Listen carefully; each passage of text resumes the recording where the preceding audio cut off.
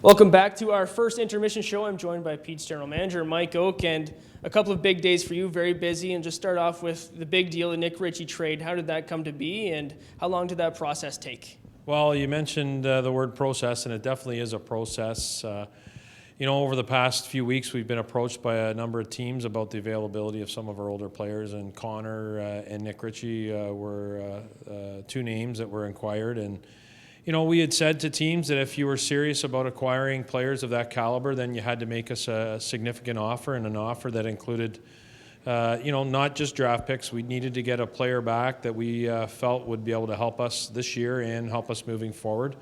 And when Sault Ste. Marie, put forward, the offer that they did, we examined the package as a whole and felt that, it was, while we were certainly giving up two quality players, we were getting back a quality player that's going to be here beyond this season, and Connor and Nik won't be. And that the draft picks, we'll be able to use those for selection or in subsequent trades.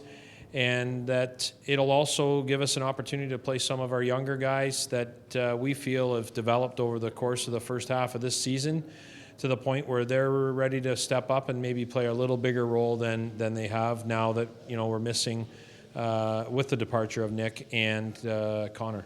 And you say building for the future, so how much faith does that show, you acquiring all those draft picks, in your scouting staff and your ability to draft? Because I know at the last draft you guys were praised for your performance, so how much faith do you have in your scouting staff going forward in that regard? Well, we certainly, first and foremost, we're still very confident that we're going to be very, very competitive this season. Our objective in the second half is to make a push up the standings, and prepare for a playoff berth and the playoffs. And with regards to our scouting staff, we're very confident in their ability.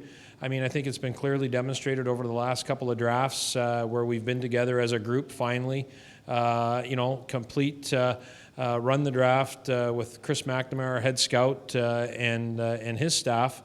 This past year, for instance, the 98 group, we've got four players from the draft that have shown the ability to step in and play at the OHL level immediately. They've been able to compete. Three of those players were selected to play at the Under-17 World Challenge. So that in itself demonstrates that we've had the ability to select players that are capable of playing at the OHL level, and I'm confident we'll do the same moving forward. And bringing it back to Connor Boland and Nik Richie, arguably the best player on the team and the captain of the team, what kind of hole does that leave in the lineup, and how easy is it to adapt right off the bat? Well, it'll be a little bit of a process. I guess the fact that Nik's been away for almost a month at the World Junior Championships, where he played for Team Canada and won a gold medal.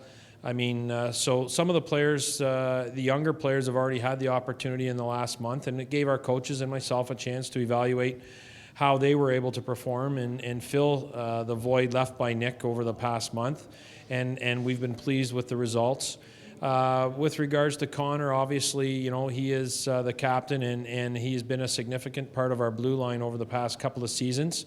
And so it's a bit of a void, no doubt about it, but we feel that with Kyle Jenkins coming in, he's going to be able to be someone that can step in.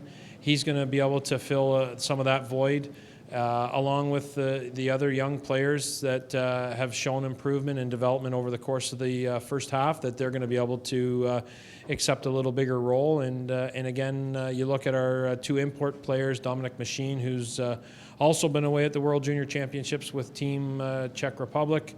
He's going to be back in the lineup tonight, and we're excited to have him back, along with Artem Vladimirov, again, another European player that we think has done a nice job adapting to the North American game. And obviously, the busy couple of days, the overage trade deadline today at noon, and tomorrow the final trade deadline. Is there anything still in the works, or how busy are you right now? We're extremely busy. You're on the phone, having dialogue with the 19 other teams to identify any players that may be available, what the price would be in regards to players going back the other way, or draft picks. And we will carefully examine any potential opportunities, and if it's a move that we feel will help the Peterborough Petes now and down the road, it's certainly something we're going to explore and see if we can make it a fit. And is there one position or maybe draft picks that you value the highest? Goaltending, forwards, defense, draft picks? You know what? I think overall, I mean, you're constantly, and it's not just a case of just, you know, the final trade deadline week. I know there's a lot of moves that are made at this time of year, but certainly, you know, this process is taking place constantly. I mean, if there's a player at any position, whether it be defense, whether it be forward, whether it be goalie, and we feel we can make a move and it's going to help the team moving forward, it's something that we'll examine. Great. Thank you very much, Mike. When we come back, we'll have the highlights of the first period and your second period action. You're watching the OHL tonight on TV Kojiko.